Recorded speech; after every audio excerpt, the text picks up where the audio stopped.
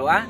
Tuhan Yesus, kami bersyukur untuk hari ini kami masih boleh diberi kesempatan untuk kami boleh mendengarkan firman Tuhan. Tuhan tolong kami supaya segala sesuatu yang kami dengarkan hari ini boleh memberkati kami semua. Di dalam nama Tuhan Yesus kami sambut kebenaran firman-Mu. Amin. Shalom Bapak Ibu Saudara yang berkati Tuhan. Mari kita buka Alkitab kita dari Lukas pasal 11 ayat 5 sampai ayat yang ke-8. Saya akan bacakannya bagi kita. Ayat 5, lalu katanya kepada mereka, jika seorang di antara kamu pada tengah malam pergi ke rumah seorang sahabatnya dan berkata kepadanya, saudara, pinjamkanlah kepadaku 3 roti, sebab seorang sahabatku yang sedang berada dalam perjalanan singgah ke rumahku dan aku tidak mempunyai apa-apa untuk dihidangkan kepadanya. Masakan ia yang di dalam rumah itu akan menjawab, jangan mengganggu aku, pintu sudah tertutup dan aku serta anak-anakku sudah tidur. Aku tidak dapat bangun dan memberikannya kepada saudara. Aku berkata kepadamu, sekalipun ia tidak mau bangun dan memberikannya kepadanya karena orang itu adalah sahabatnya, namun karena sikapnya yang tidak malu itu, ia akan bangun juga dan memberikan kepadanya apa yang diperlukannya. Bapak Ibu Saudara yang berkati Tuhan, tema yang ingin saya share hari ini adalah tekun di dalam doa. Tekun dalam doa, ketekunan di dalam berdoa. Itu hal yang sangat-sangat penting untuk kita lakukan di dalam kehidupan kita. Jika kita melihat ilustrasi contoh yang Tuhan Yesus berikan di dalam Lukas pasal 11 ayat 5 sampai 8 merupakan hal yang sebenarnya sering terjadi dialami oleh bangsa Israel pada saat itu. Jika kita melihat di dalam ayat 7, di sana dikatakan bahwa ada seorang yang ingin meminjamkan roti kepada tetangganya karena sahabatnya datang dari perjalanan yang jauh untuk mampir ke rumahnya. Tetapi dalam ayat 7 dikatakan bahwa masakan ia yang dalam rumah itu akan menjawab, jangan mengganggu aku, pintu sudah tertutup dan aku serta anak-anakku sudah tidur. Aku tidak dapat bangun dan memberikannya kepada saudara.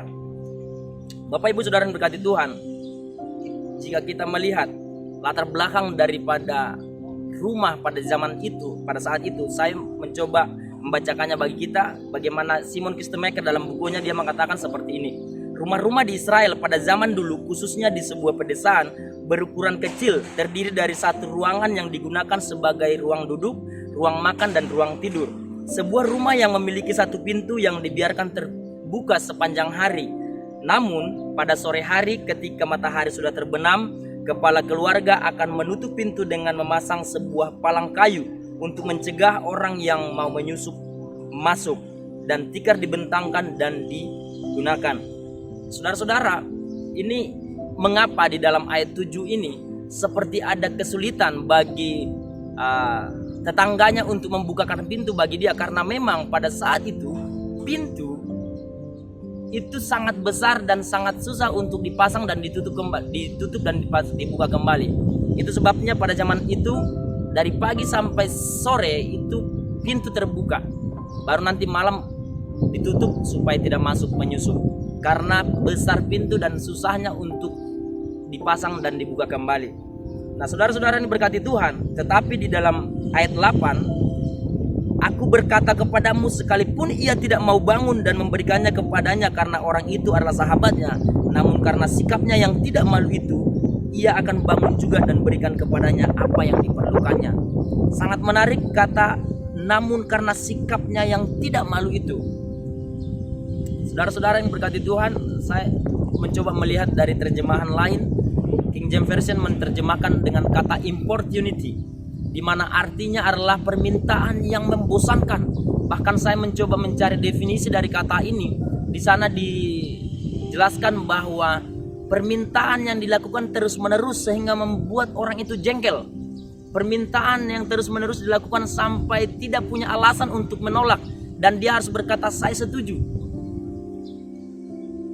Dan itu sangat menarik. Ketika dia lakukan hal itu, di sana dikatakan ia akan bangun juga dan memberikan kepadanya apa yang diperlukannya. Saudara-saudara yang berkati Tuhan, sama halnya dengan ketika kita meminta permohonan kita kepada Tuhan, mari kita lakukan dengan terus-menerus, tekun di dalam doa kita, sehingga apa yang kita sampaikan kepada Tuhan, apa yang kita gumuli, Tuhan akan dengar karena kita lakukan dengan terus-menerus. dalam tanda petik kita buat sampai Tuhan bosan dengan apa yang kita minta. Dan Tuhan akan mendengar apa yang kita sampaikan kepada Tuhan. Biarlah firman Tuhan hari ini boleh menjadi berkat bagi kita. Tekunlah di dalam doa kita. Tuhan Yesus memberkati. Kita berdoa. Tuhan Yesus, kami bersyukur untuk hari ini, untuk firman-Mu yang boleh memberkati kami pada hari ini. Bagaimana kami harus tetap tekun di dalam doa kami. Kami yakin dan percaya Tuhan akan mendengar dan Tuhan akan membalas setiap doa-doa kami. Di dalam nama Tuhan Yesus Kristus, adalah doa kami dalam nama Yesus. Amin.